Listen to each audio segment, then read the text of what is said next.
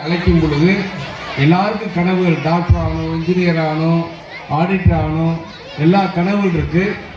ஆனால் நம்ம குழந்தைகளுக்கு நமக்குள்ள அந்த பேரண்ட்டுக்கு ஆசிரியருக்கும் என்ன செய்யறோம்னு பார்த்தீங்கன்னா, தவறுதலாக நம்ம என்ன செய்யறோம், ஆரம்பத்திலிருந்து சில தப்பு தப்பாக வளர்த்து வர்றோம்.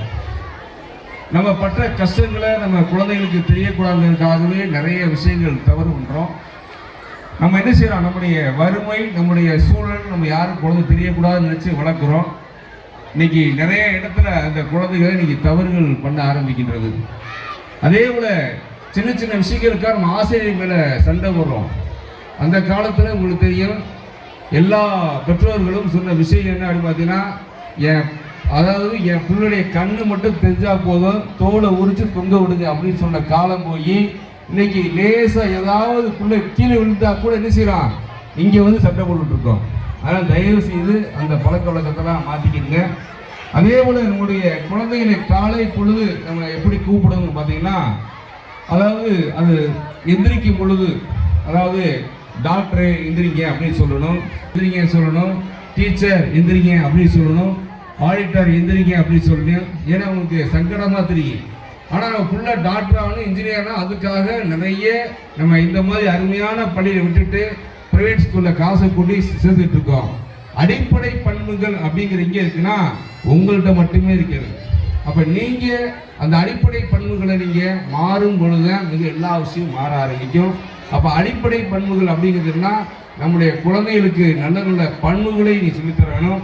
இன்னைக்கு என்ன அப்படின்னு பார்த்தீங்கன்னா, எதை வச்சு உங்களுடைய குழந்தைகளுடைய எதிர்காலம் நிர்ணயிக்கிறது பார்த்தீங்கன்னா ஒரே ஒரு விஷயம்தான், எண்ணங்களை வச்சுதான் நம்முடைய வாழ்க்கையே அந்த குழந்தை எதிர்காலம் நிர்ணயிக்கிறது. இன்னைக்கு உள்ள காலகட்டத்தில் ரெண்டே விஷயம்தான், நம்ம வாழ்ந்த வாழ்க்கையெல்லாம் கிடையாது. இன்னைக்கு வரக்கூடிய குழந்தைகளுடைய எதிர்காலம் அப்படிங்கிறது மிகப்பெரிய கேள்விக்குரிய என்ன அப்படின்னு பார்த்தீங்கன்னா, இனிமே இந்த உலகம் எதை நோக்கி பார்த்தீங்கன்னா ஆரோக்கியத்துடைய செயல்பாடுகள் இருக்கு. நம்ம என்ன செய்கிறோம் பார்த்தீங்கன்னா, இன்னைக்கு நமக்கு அதாவது உலகத்துக்கே அச்சுறுத்தக்கூடிய, இன்னைக்கு எங்கே பார்த்தாலும் வந்து பார்த்தீங்கன்னா வைரல் கிருமிகளில் இருந்து, தொற்று கிருமிகளில் இருந்து, அதற்கு நம்ம ஜங்க் ஃபுட்ஸை அதுக்கு நம்ம எல்லாரையுமே ஆதரிக்கிறோம். எல்லா பெற்றோர்களும் என்ன செய்கிறோம், அந்த அதாவது கெமிக்கல் கலந்த ஃபுட்டை நம்ம ஆரம்பிக்கிறோம். அதே போல் நமக்கு செய்ய வேண்டிய விஷயம் பார்த்தோன்னா, அந்த ஃபோன், ஆண்ட்ராய்டு ஃபோனை கொடுத்து குழந்தைகளுக்கு கண்களை பாதிக்கிற அளவுக்கு நீங்கள் உருவாக்கிட்டீங்க. இலவசமாக நம்ம என்ன செய்கிறோம், நோய்களை இன்னைக்கு எல்லாமே விலைக்கு வாங்கிட்டீங்க. அதனால் மீண்டும் சொல்கிறேன், நேரம் கருதி நம்ம வந்து பார்த்தோன்னா குழந்தைகள்கிட்ட நீங்கள் எப்படி பேச வேண்டும் அப்படிங்கிற இருக்குது. அதே போல் தயவு செய்து பகைமையை உருவாக்காதீங்க. மற்ற குழந்தைகளுக்கும் பகைமையை உருவாக்காதீங்க, கம்பேர் பண்ணாதீங்க. அதே போல் வந்து பார்த்தீங்கன்னா நீங்கள் கூப்பிடக்கூடிய அந்த வார்த்தைகள், அதை வச்சு தான் அந்த குழந்தைகளுடைய எதிர்காலம் இருக்குது. அதனால் மீண்டும் அற்புதமான எனக்கு இந்த பழைய மாணவர் அப்படிங்கிற முறையில் எனக்கு வாய்ப்பளித்து மிக சீரும் சிறப்பாக இந்த இடத்துக்கு பேசுகிறதே ஒரு மிகப்பெரிய பாக்கியமாக நினைக்கிறேன். ஏன் அப்படின்னா, நாங்கள் படித்த இங்கே பயிலும் போது இங்கே ஒரே ஒரு 2 குடிசை மட்டுமே இருந்துச்சு. 5 வாத்தியாரம் இருந்தாங்க, 36 வீடு இருந்தாங்க. என்னுடைய நண்பர்கள் தான் எல்லாருமே இங்கே உள்ள நண்பர்கள் தான். இங்கே படித்து தான் நிறைய பேர் விஏஓ, ஆர்ஐ, கலெக்டர், வெளிநாடு எத்தனையோ பேர் இருக்காங்க. அவங்கெல்லாம் இந்த மாதிரி பள்ளியில் படிச்சிருக்காங்க. அதனால் அனைவருமே நீங்கள்லாம் எல்லாருமே இந்தியாவினுடைய எதிர்கால தூண்கள்.